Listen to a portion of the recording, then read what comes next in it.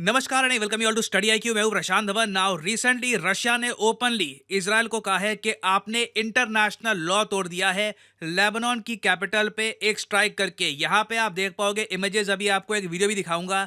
Israel की air force ने Lebanon की कैपिटल बेरूत में लास्ट नाइट एक बड़ा अटैक किया है। एक ह्यूज अटैक है जिससे पूरे रीजन में इस वक्त टेंशन बहुत ज़्यादा बढ़ चुकी है।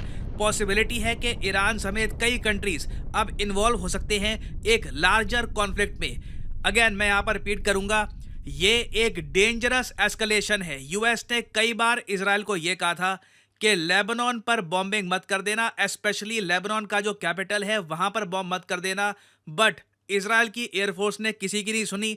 और अब आप एक बार सोच कर देखिए, इजराइल ने पिछले कुछ महीनों में 4 देशों को अटैक किया है। यह कोई छोटी बात नहीं है।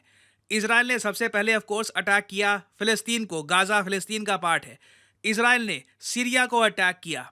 इजराइल ने यमन पर बॉम्बिंग करी, यमन का जो पोर्ट है उस पर बॉम्बिंग करी। और अब हम देख रहे हैं कि जो लेबनान की कैपिटल है बेरूत, वहां पर इजराइल की एयरफोर्स जाती है, एक रेजिडेंशियल बिल्डिंग को घेर के आते हैं। ये लोग इतनी ज़रा हैवी बॉम्बिंग करते हैं यहाँ पर। This is serious escalation. Israel, मैं कहूँगा, बहुत ज़्यादा एक रिस्की पॉलिसी से आगे बढ़ रहा है। एक लिमिट होती है इजराइल के आसपास के जो कंट्रीज हैं कब तक इसको टॉलरेट करेंगे। एक टाइम पे आकर पॉसिबिलिटी है कि कई कंट्रीज कहें कि देखिए हमें अपनी सेफ्टी को लेकर भी चिंता है। इजराइल बिलिजरेंटली जो भी देश इनके सामने खड़ा हो रहा है उसको या तो ये अटैक कर रहे हैं या फिर वार्निंग दे रहे हैं, something needs to be done. और देखो, लेबनान की कैपिटल में इजराइल ने जो किया है ये मैं आपको दिखाता हूं ना। यहाँ पे आप देख पाओगे ये दृश्य, ये लेबनान में अटैक के बाद का नजारा है। यहाँ पे आप देख पाओगे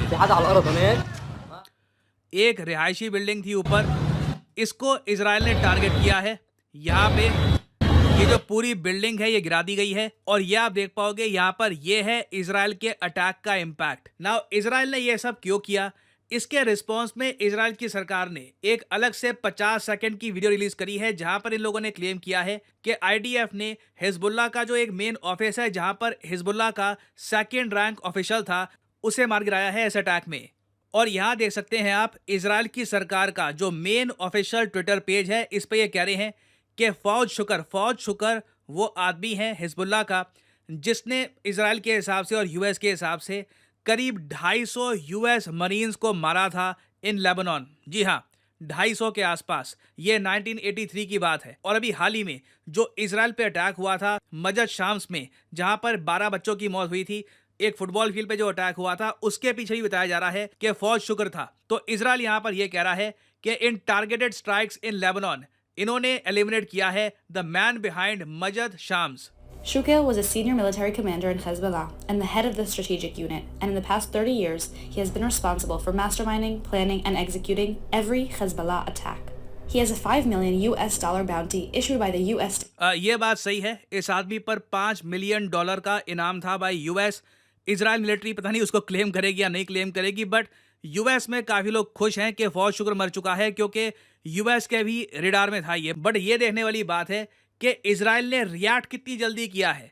इनके 12 बच्चों को मारा गया और विद इन आवर्स इजराइल की एयरफोर्स ने लोकेट कर दिया कि यह आदमी कहां पर है, बेरूत में, और सीधा लेबनान की कैपिटल में जाकर एक रिहायशी बिल्डिंग पे इन्होंने अटैक कर दिया। ना मुझको ये बोलना पड़ेगा। ये भी क्लेम किया जा रहा है लेबनान में कि कई सिविलियंस की भी मौत हुई है, बट क्लियरली इजराइल के जो काम करने का तरीका है, इन्हें चिंता नहीं होती कि कोई सिविलियन रास्ते में आएगा नहीं आएगा क्या होगा। इन्हें जो करना होता है दे जस्ट डू इट। ना एक बार को जो ये वर्ड्स है ना कि इजराइल को जो बस करना होता है ये बस कर देते हैं, रुकते नहीं है, सुनने में अच्छा लगता है मगर कॉन्सिक्वेंसेस हर चीज़ के होते हैं। रशिया ने ओपनली ये कहा है कि देखिए ये जो नज़ारा देखने को मिल रहा है कि किसी कंट्री की कैपिटल में जाके आप बस बॉम्बिंग कर दो, ये इंटरनेशनल लॉ की ग्रॉस वायलेशन है। ना एक बार को आप कह सकते हैं रशिया जो यूक्रेन में कर रहा है, जो कीव में इन्होंने बॉम्बिंग करी है, वो क्या है। अगेन हर कंट्री के अपने मापदंड होते हैं देखने के कि इंटरनेशनल लॉ की वायलेशन कहाँ पे हो रही है कहाँ नहीं हो रही।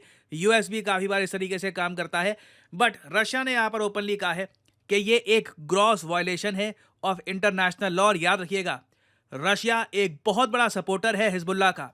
यूनाइटेड स्टेट्स ने 2023 में ये ओपनली कहा था कि रशिया की जो वैगनर आर्मी है, जो रशिया की प्राइवेट आर्मी है, ये एयर डिफेंस कैपेबिलिटी प्रोवाइड कर रही है हिजबुल्लाह और ईरान दोनों को। हमें एक्चुअली आज के समय पता नहीं है कि हिजबुल्लाह के पास किस लेवल की वेपनरी है, और अब हिजबुल्लाह जब वापस आक्रमण करेगा इजराइल पर, यह मामला अभी ख़त्म नहीं हुआ है। इजराइल ने जो किया है, हिजबुल्लाह इसको भूलेगा नहीं। Hezbollah is quite powerful compare to Hamas. तो कोई बड़ी बात नहीं है, हिजबुल्लाह अब वापस इजराइल को और अटैक करे और इसी तरीके से कॉन्फ्लिक्ट आगे बढ़ती है। याद रखिएगा, रशिया का एक कंप्लीट सपोर्ट है हिजबुल्लाह को। अगर मान लो कॉन्फ्लिक्ट ये बहुत ज़्यादा ऊंचे लेवल पे पहुंच जाती है, उस केस में ईरान और रशिया ये दोनों हिजबुल्लाह के सपोर्ट में आ जाएंगे और धीरे धीरे ये एक ग्लोबल कॉन्फ्लिक्ट बन सकती है अगर यूएस की भी इन्वॉल्वमेंट यहाँ पर बढ़ गई। तो अगेन मैं यहाँ पर कहूँगा, चौथा देश है जिसको इजराइल ने अटैक किया है। कोई बड़ी बात नहीं है कि भविष्य में ये नंबर 5-6 तक भी पहुंच सकता है। मिडल ईस्ट एक बड़ी कॉन्फ्लिक्ट की एज पे है। उम्मीद यहाँ पर यही है कि कहीं ना कहीं ये कॉन्फ्लिक्ट रुके। एक पार्टी कहे कि बस अब बहुत हो गया, काफ़ी वायलेंस हो गया, अब हमें इसे आगे एस्केलेट नहीं करना चाहिए, बट लग नहीं रहा। लग रहा है कि आने वाले टाइम में हिजबुल्लाह और ईरान के बीच में जो कॉन्फ्लिक्ट है ये बढ़ने वाली है और आप देखोगे यहीं से पूरे मिडल ईस्ट में एक लार्जर कॉन्फ्लिक्ट स्टार्ट हो सकती है। और इंडिया के पर्सपेक्टिव से अगर मैं यहाँ पर बात करूँ ना, आने वाले समय में भारत के लिए बहुत ही मुश्किल हो जाएगा ये डिसाइड करना कि ये जो एक लार्जर कॉन्फ्लिक्ट दिख रही है फ्यूचर में कि Russian side versus Israeli side, यहाँ पे इंडिया क्या स्टांस रखेगा। क्या यूक्रेन की ही तरह इस पर्टिकुलर कॉन्फ्लिक्ट में भी हम न्यूट्रल रह पाएंगे या फिर एक बार को आके हमें इजराइल के समर्थन में कुछ बोलना होगा। तो अगेन मैं आपको बता दूं, सिचुएशन इन द फ्यूचर बहुत ज़्यादा कॉम्प्लेक्स होने वाली है। जयशंकर साहब ने आज से कई महीनों पहले जो एक भविष्यवाणी करी थी, a geopolitical storm is coming, ये लग रहा है कि काफ़ी हद तक सही होने वाली है। नाउ फाइनली यहाँ पे मैं आपसे पूछूंगा एक क्वेश्चन।